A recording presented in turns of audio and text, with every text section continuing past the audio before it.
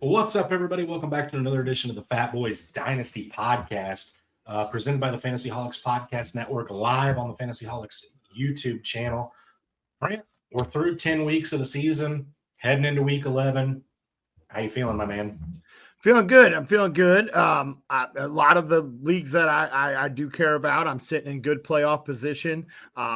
And now it's really time to start getting prepped and ready for it because you have week 11, week 12, and week 14 are left of buys. There's no bye weeks. Week 13, because I believe that's Thanksgiving week. I could be wrong on 12 and 13, I think but that's about right. Yeah. Right now is the time. Most teams have already had their buys. So right now is the time to start trimming some fat and getting ready for playoffs. If you're sitting in a good spot where you know you're locked in, it's time to get your stuff, squared away so you can make that run. And if you're right there on the border, the opposite, or we will talk about a little bit more that may be there to help you push that way as well. Yeah, absolutely, Brent. There's nothing like in a fantasy season coming down in a tight league, coming down to the wire. And there's a lot of things you can do to set yourself apart and get yourself ready to make that push. And honestly, you're getting to that nitty gritty where it's time to be aggressive. There's nothing worse than sitting on your hands and either barely squeaking in with a roster that probably shouldn't be there and being bounced early and having a late draft pick next year for nothing to show for it. Or on the opposite end, you don't sell off and you barely miss it. And same thing, you're stuck with a 4 or 5 pick. Not ideal. And we're going to talk about how to avoid that tonight. Yeah, absolutely. Mine are going to be directed mainly towards the redraft leagues or your keeper leagues on what to do. I know we are normally a dynasty cast, but this is where you're at, and it can also help you in the dynasty landscape as well if you have shorter benches as well. Okay. All right. All right, I got 3 things. I'm going to start with the very first one, and this is secure your defense. Get out there and get them early, especially if maybe they do have a bye. One of my favorite defenses, there's not really a good defense to have for the entire playoffs. Normally, you start looking and you're like, okay, this team's got this team.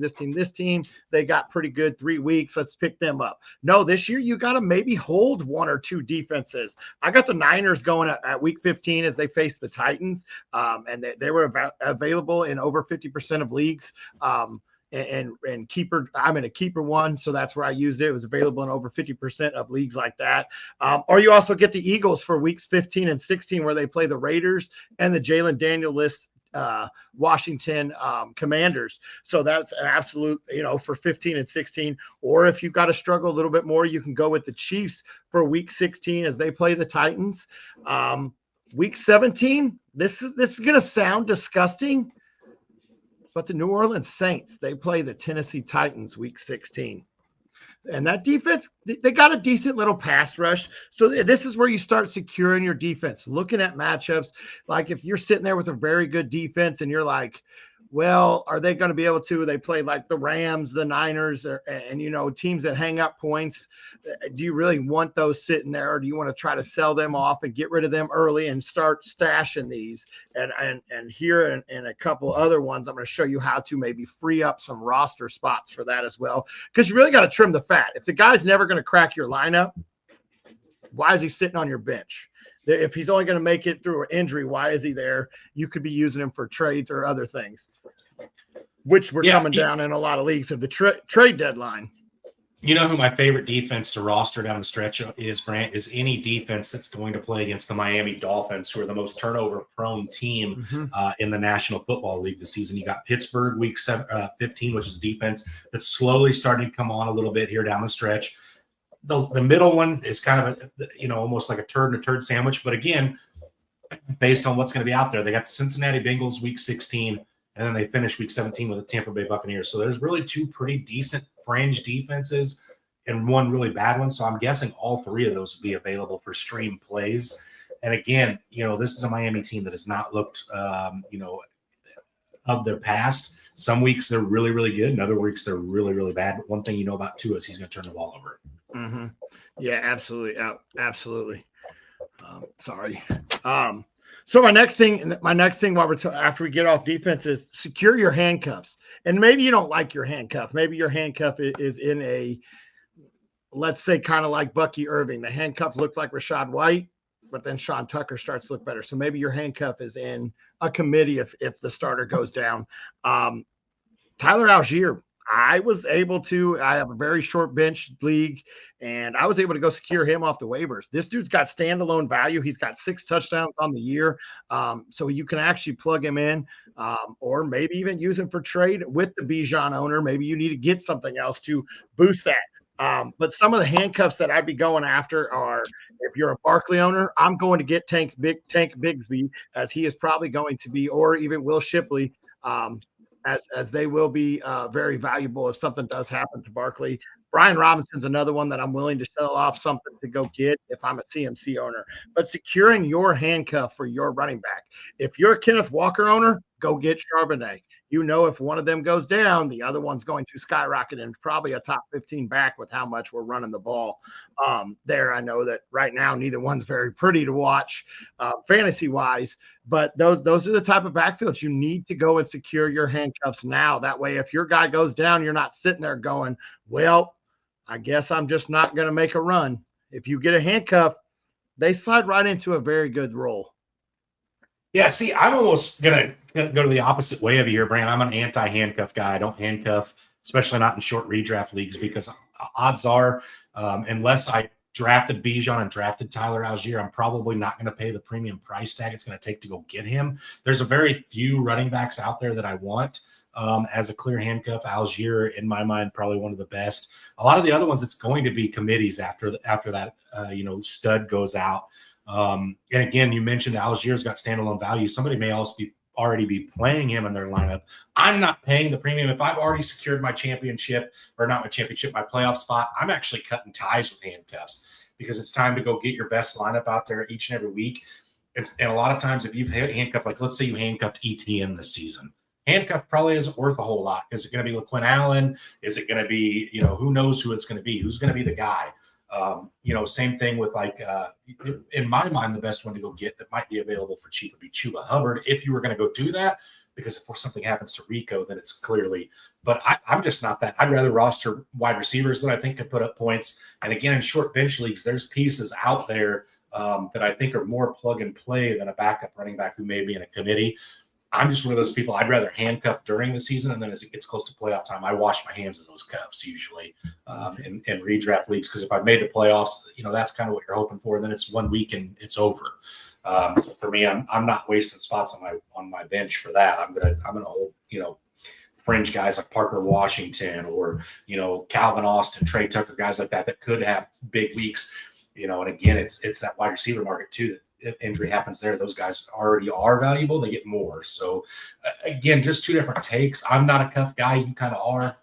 It depends. I think for me, I'm more of a cuff guy in dynasty when it comes to playoffs than I am in redraft. Okay.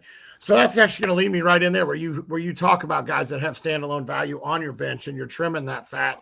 If I got a guy on my bench, such as I use this as an example because I saw somebody's roster here I don't remember where it was posted, but I saw his roster. He had Waddle and Chase Brown on his bench, where his starting running back was Saquon Barkley.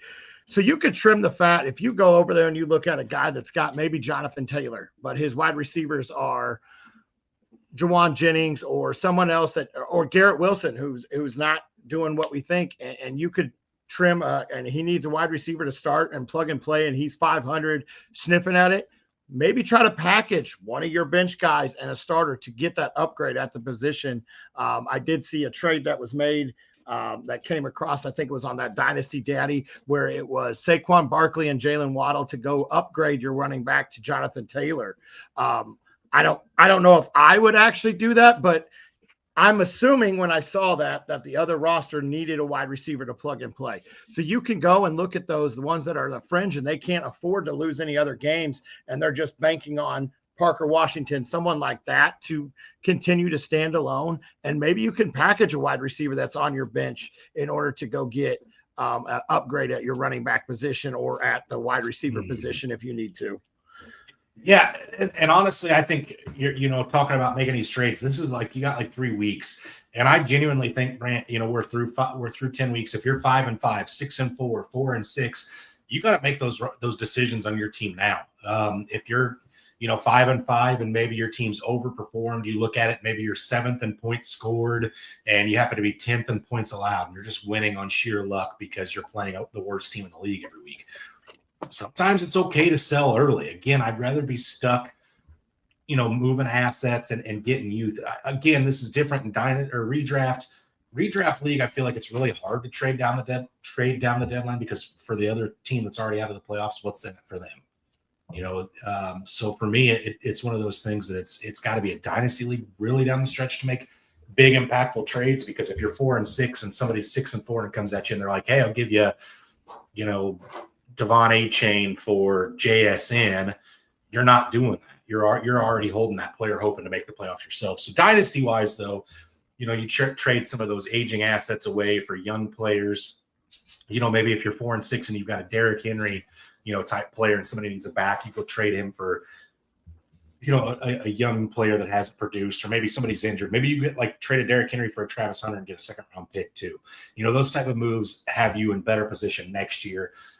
There's nothing worse than being stuck in that purgatory of being in the middle of the pack, not good enough to get a shot at the championship, and not bad enough to be a top 3 pick where you're getting an impact rookie. So in a dynasty landscape, I think you have to be ever evolving in that trade market, especially late, and really weigh the options. Am I all in? Or am I all out? You don't really want to be toes in the water trying to decide whether it's too cold to jump in or too hot to be outside. You want to kind of figure that out a little bit before it's too late, because again, most leagues stop letting trades happen, when playoffs happen. And again, you don't want to be stuck holding like an Alvin Kamara, Derrick Henry if your team's missed the playoffs this year. You want to get rid of some guys like that. Right. Absolutely. Absolutely. But I mean, if you're sitting there at, 9-1 or 8-2, and you're secured in there, and you go after a guy that's a 5-5 team, that's where I look at it in the redraft. Like, I know I'm going to make the playoffs at 9-1 or 8-2. You can't afford to lose the league or lose another game, or you might be out. So that's where I would be making some bigger moves to try to upgrade my positions.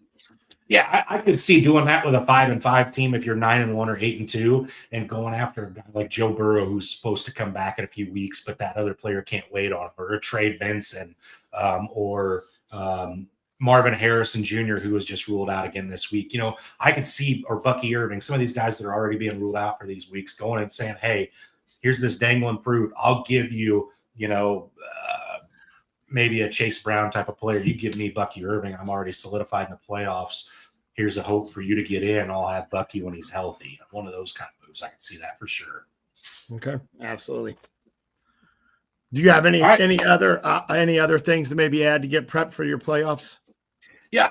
Again, I think it's one of those things. Go look at matchups. Hey, maybe, maybe you're in one of those spots where you are a guaranteed playoff team, and maybe you've got 4 or 5 solid bench pieces, but maybe the bench pieces aren't as great as others. Maybe you're looking at matchups, and I'm going to throw a name out there. I have no idea what his playoff schedule is. I should probably look before I do this, but I'm not going to.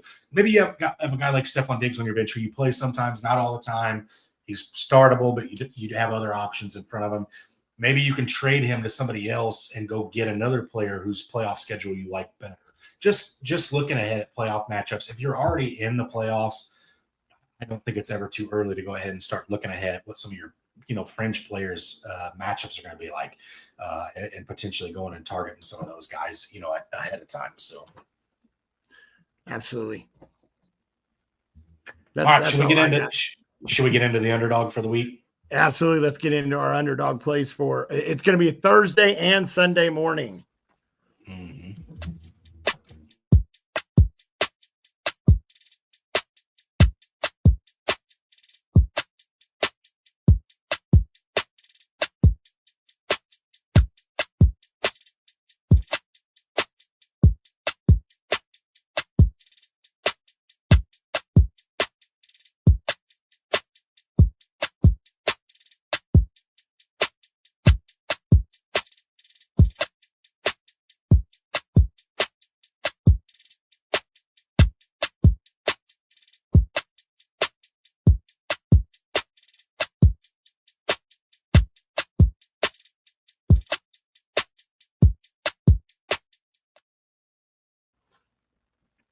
All right, Brent, take me through your Thursday. We'll start with Thursday, and then we'll move into our Sunday play. What do you got for Thursday? Okay, I got 3 for Thursday. One of them is a touchdown scorer. I got Travion Henderson to go higher than half a touchdown. I expect him to go ahead and find the end zone again this week. Stevenson's been banged up, missing time. I think Henderson's going to be the focal point. I have Breece Hall to go lower than 59.5 rush yards. I like that New England defense. I think they're going to cue in on him and try to make Justin Fields beat him. So I like them to cue in on slowing down the run. But I do have Stephon Diggs to go higher than 53.5 receiving yards for Thursday. All right, that ties in really nicely to mine. I've got Stephon Diggs higher than 53.5 receiving yards to start my Thursday play. So there you go. There's one Brant and I both agree on. That's rare. I also have a Breece Hall prop. I've got him higher than 77.5 total yards, receiving and rushing. So he doesn't have to go over the rushing. He can go over the receiving, and Brant and I will both be happy. And then I'm going to continue this trend after 3 weeks in a row of one of us doing it. I've got Nick Folk to have higher than 5.5 kicking points.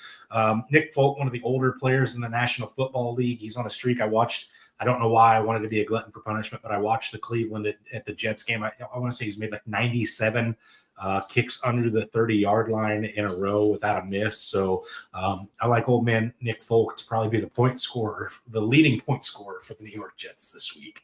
Okay, absolutely.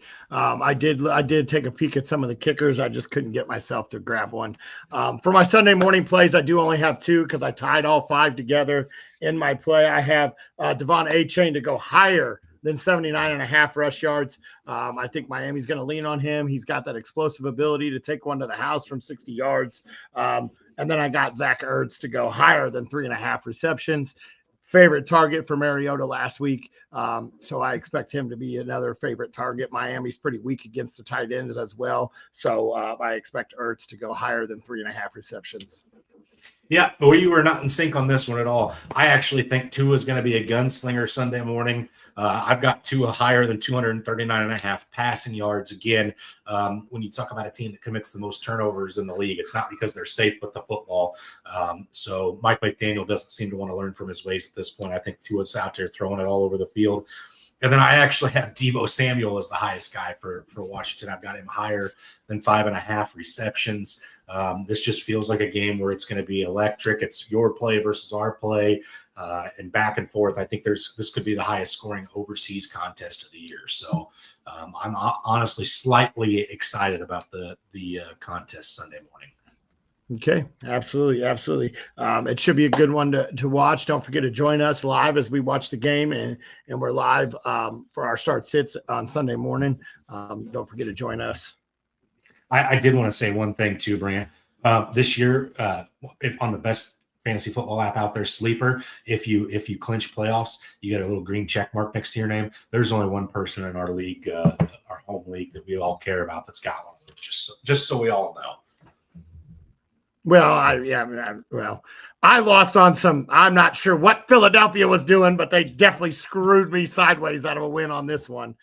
Philly and Green Bay cost a lot of people wins, I believe. That's throwing it 40 yards down the field on 4th down. Just run the ball. Or punt it away and hope your defense can stop them. But no. Instead, you give up an 18-yard pass and I lose by a half a point.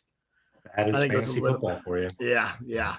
I thought for sure I had it in. I was sending out a picture to my buddy. I go, look at this. I'm going to win by a half a point. This is a great game. And then that happened. I go, I'm going to bed. I quit. So absolutely, that game was not good. That game was not good for me. But I think that wraps it up for us. Once again, don't forget to join us live on Sunday morning. 10:30 Eastern, 9:30 Central start time. Correct. I was stuttering through that one there. Don't forget to join us on Sunday. And as always, stay hungry. Stay fat, my friends.